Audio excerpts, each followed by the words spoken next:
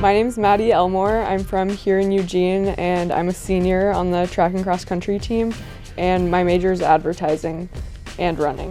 Shalane Flanagan. I am women's distance coach here at the University of Oregon. They used to have all-comers meets at the old Hayward, and I think my first one was when I was like 3. So I've been going to the old Hayward forever, and I remember watching the NCAA championships there. I remember specifically watching when Oregon won the Triple Crown that year. They won outdoors, and that like solidified the Triple Crown.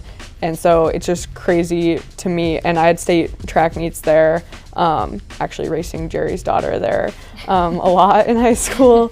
And so it's like super crazy to me just because I remember how much I looked up to those women. Like Jessica Hull was like my idol. And then last year I broke her 3K indoor school record, which was just like, if you had told me that when I was younger, I would have never believed you. So it's really interesting like being in that role now, because then I think about how other girls in the community like at my high school look up to me. So like just reminding myself of that when I'm racing, like there's younger people who I once was looking up to me, and I think that's really cool. Yeah, I faced a lot of challenges in my first 2 years before Shalane got here. I actually almost quit the sport entirely that summer right before her and Jerry came.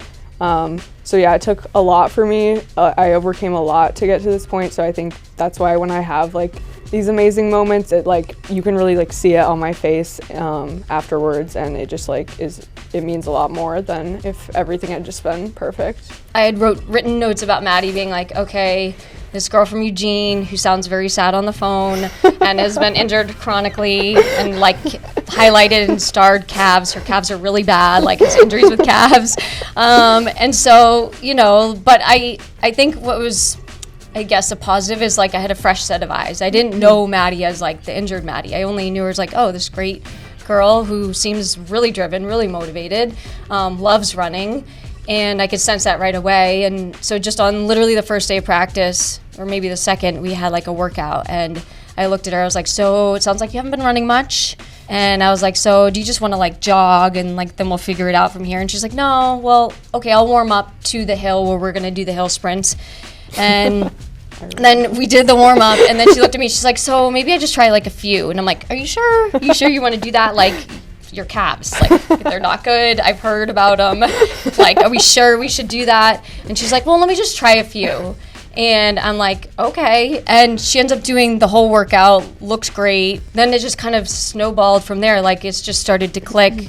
And I was like, I think she was faking it all those years. I don't know. It's one of those situations that like Maddie is unapologetically driven, and like she wants to be crushing it every workout. She wants to work as hard as she possibly can every single time.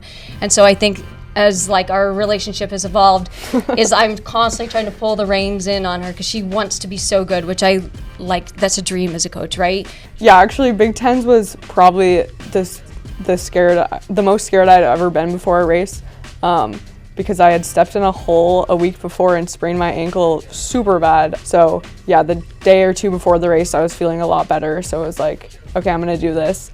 But I hadn't run in a week, and so I was really nervous that I wasn't gonna be able to do it. But then, yeah, going into that race, once I was in it with my team, I was like, I totally forgot about what had happened before. And that was really like showed me when you're doing something for someone bigger than yourself. Like I just forgot about my own personal goals and was just doing it for the team. Yeah, I think that race specifically really showed our team culture, I feel like, because during that race, we were all at the front pack, and that's just like how we practiced together. And we could see, like I remember specifically seeing Coach Jerry and Coach Chris, and that you could tell their faces, like we were like killing the other team. So then that like gave me so much energy, and having Shalane right next to me just made it so much easier. Like it almost felt like I was jogging, because I was like just getting so much energy from knowing that my team was right beside me and that Shalane was right beside me, and we could see all the coaches. And I think that really like resembles just our training group as a whole, which goes into just not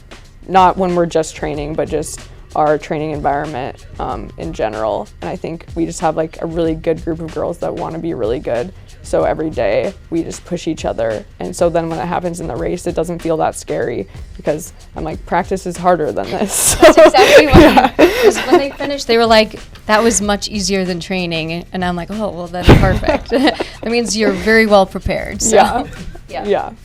I am realizing my time at Oregon is limited, which is really weird for me because it has just like meant so much to me to like wear that uniform and being from here. So I think right now I'm really focused on like leaving a legacy here and like leaving it the way I want to leave it, especially for girls from Oregon in front of my hometown at Hayward, and scoring as many points myself as possible for the team is like my biggest goal right now. And so I have 2 of those left, so that's really the goal right now.